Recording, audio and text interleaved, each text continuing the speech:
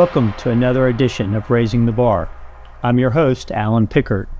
Today's episode is brought to you by Wayne Hogan Law, a premier law firm located in downtown Jacksonville with offices in Georgia and Texas. Wayne Hogan Law has been successfully representing clients in all types of litigation for over 50 years and counting. And today we have a very special guest joining us. We have the one and only Wayne Hogan of Wayne Hogan Law. Wayne? Nice to see you. Nice to see you too. Thank you for joining us. This is a treat for us. So Wayne, you have a very illustrious career and you're still practicing law. I know you were gearing up for trial just this past week. Still at it.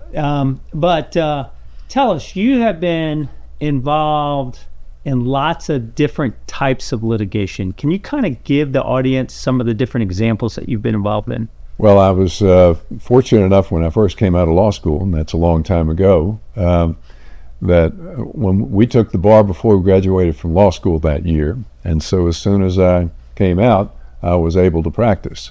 I went to work for the public defender's office before I went to Fort Benning for my service in the Army. But within a couple of weeks of leaving law school, I was trying cases. And so I defended cases for that period of time, half a dozen cases. Then I came to Jacksonville, went to work with the Bedell firm, which did all sorts of cases, had the reputation for years and years of trial work in all spheres. And I practiced both commercial litigation and personal injury litigation while we were there. And then had an opportunity to come to work with Tom Brown and Jim Terrell. And that was 1977. Been there ever since and have handled mainly personal injury cases over the years, but of a particular type, largely products liability. And asbestos disease turned out to be the thing that worked well with the background and experience that I had. And so handled those asbestos disease cases, beginning with a mesothelioma case, and then subsequently an asbestos disease case that resulted in Florida's first punitive damages verdict against asbestos manufacturer. Johns Manville was the one. So for years I did the trials of those cases, resolving most cases, but sometimes we had lengthy periods of time when we were in trials back to back for asbestos victims. And you know something about that because as time has gone, you've had the responsibility of handling those on a day in, day out basis, meeting with clients, preparing their cases, understanding what was done wrong by those that caused the injury that they had. And that led to Governor Childs, when he was building a team to take on the cigarette industry, big tobacco. Oh, wow. And asked me and others to join together as a team to pursue that claim, and we were able to do that over a period of years in the 1990s, where eventually we were able to get not just important monetary relief, which the state of Florida still receives around $400 million a year from that. So a settlement in the neighborhood of by now $17 billion against the cigarette industry. And then we were able also to get the industry it was forced basically through the settlement to change the way it conducted its business. And when you say change the way it conducted the business, I think you're referring to many of the advertisements you see now on TV where they're showing someone who's an actual smoker, but now they're suffering the consequences. Well, and we were able to get a focus that Governor Childs, Lawton Childs, had at that time to prevent them from targeting minors, children. Okay. And they had been doing that with they had those candy cigarettes for as long as I can remember. They had something called Joe Camel, and it was attractive, it was cartoon type character that they were using. Mm-hmm. So they had to stop doing all of that and were forced into a position of having to agree to do that. Wow. And on the asbestos front, when you were doing the asbestos cases, you had people not only here in North Florida, but throughout the state of Florida, Georgia, and elsewhere. Yes, we did. You were representing? Sure. It was natural. We were here and centrally based to be able to provide those services to people downstate, but also up in Georgia who were there. Some of them were railroad workers. If you think about the paper mills that were throughout the Southeast, including here in the Northeast Florida area, that's the kind of place where many people were exposed. Plus, you had a shipyard industry that was here. There used to be ships right up to almost to the Main Street Bridge here in Jacksonville. The shipyards were there when I first started doing this work for asbestos victims. And so those clients could have been exposed while in the Navy or aboard ship. And so they were not just here in Jacksonville, they were in many places. Sure. And to this day, we see them in the construction industry or the auto mechanics. It's a variety of ways people get exposed to asbestos, and they don't even remember it. And don't even remember it and didn't even know it at the time. Sure. Because they had no way to know that what they were working around was hazardous to their health. But the companies knew about it. They did. And there's the difference. So tell us about your law firm. I believe there's 15 lawyers there now, and they range in age from 25 up to 81, or maybe we should just leave it off at that. But in any event, tell us a little bit. Well, the name is Terrell Hogan, and Terrell is still there, and he's senior to me just a little bit. Yeah, I knew I wasn't throwing you on the bus when I said 80. Tell us what kind of law that you do. Tell us kind of some of the things that the law firm does. It's the full range of personal injury and wrongful death that has been the focus over a lot of the years since the beginning. My particular work and much of yours has been products liability in one sort or another, largely though having to do with the things we've discussed. Mm-hmm. But the other lawyers in the firm do a broader practice of automobile accidents, naturally, the slip and fall, the kinds of things that happen to people when they're going about their daily life, and don't expect these problems to happen. But when we're out there on the highways or in other settings, there's things that happen that are the fault of others, and that's where we come in. Also, the quality of care in a professional way is important in the hospital and medical field, and there are lawyers in our office who also handle those kinds of cases.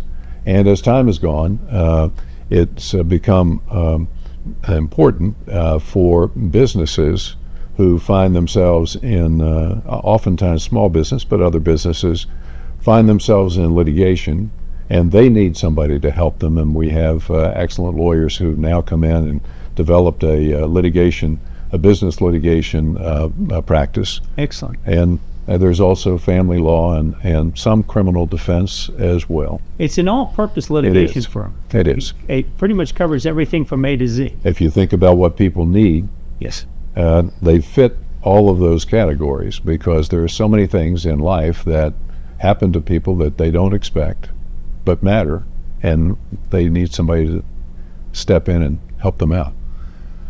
I personally know that you are very involved in donating your time and money to a variety of charities, you and your wife, Pat. Can you tell us a little bit about the charity work you've done? Well, it's very common for people who have been financially successful to want to try to do something for the educational institutions that help them along the way. Mm-hmm. So one of the things that we've done is, at least related to where I went to school, I was born in Jacksonville but grew up in St. Augustine.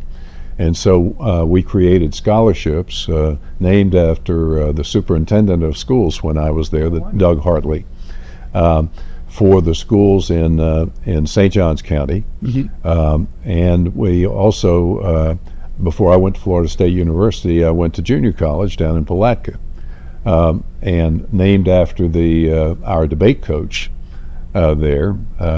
we made a scholarship for those who did what I did, and that is transfer from a junior college to State University, and they have scholarships. So that's one example of the kinds of things that we've done.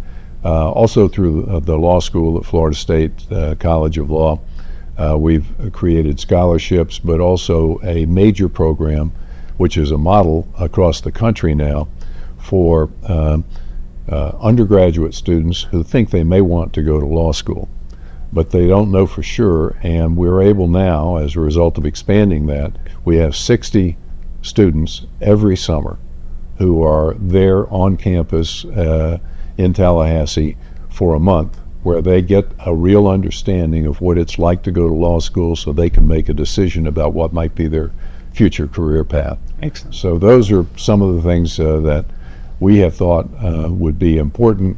Naturally, here in Jacksonville, it's been important to us to see that education was supported, and we've done that to provide funding to the school board for teachers to go into the most difficult areas of the state. Jacksonville Area Legal Aid, we've supported them over the years. I was on the board there many years ago. You were on board as well. But we created a mental health advocacy program there at Jacksonville Area Legal Aid. We just the other day went to the Malavi Washington Youth Foundation, where Mal Washington, the founder there, was inducted into the Florida Tennis Association Hall of Fame.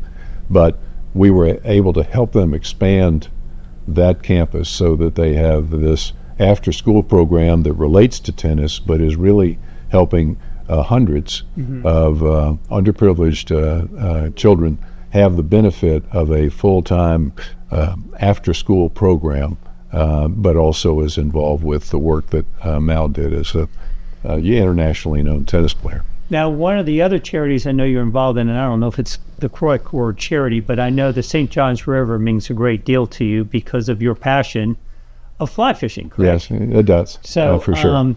And I know you're involved with the St. Johns River Keepers, I believe.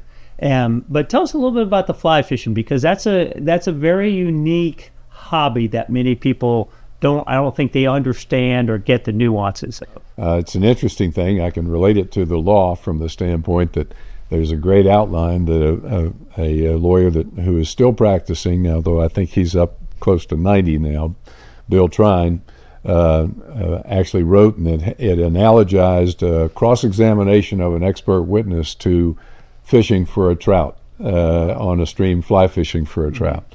I took that up about 20 years ago, and has been a great way to spend time away from the practice of law when I have that opportunity. The beauty of fly fishing is you can learn it pretty quickly after you get done with having the line wrapped around your feet. And once you do, you think you've learned a lot, but you never learn it all. And you're always out there trying to look for the answer to the question that you have is, where might be the right place to look to see whether there's a fish? Because around here, my favorite fish to go after is the redfish, because you can see them in shallow water and they reveal themselves to you, but only if you're at the right place at the right time. Right. And so in many ways it's not unlike what we do in our law practice, where you try to figure out what is the important piece of evidence that I need in order to be able to achieve a result. The very same thing happens if you're fly fishing. You're trying to figure out what would be the tendencies of these fish, and will they be where it is that I expect them to be today. Wow, that's amazing. That's amazing. Well, Wayne, thank you so much for joining us. Glad to be with you. Wayne Hogan of Terrell Hogan Law. This has been another edition of Raising the Bar. Thank you very much.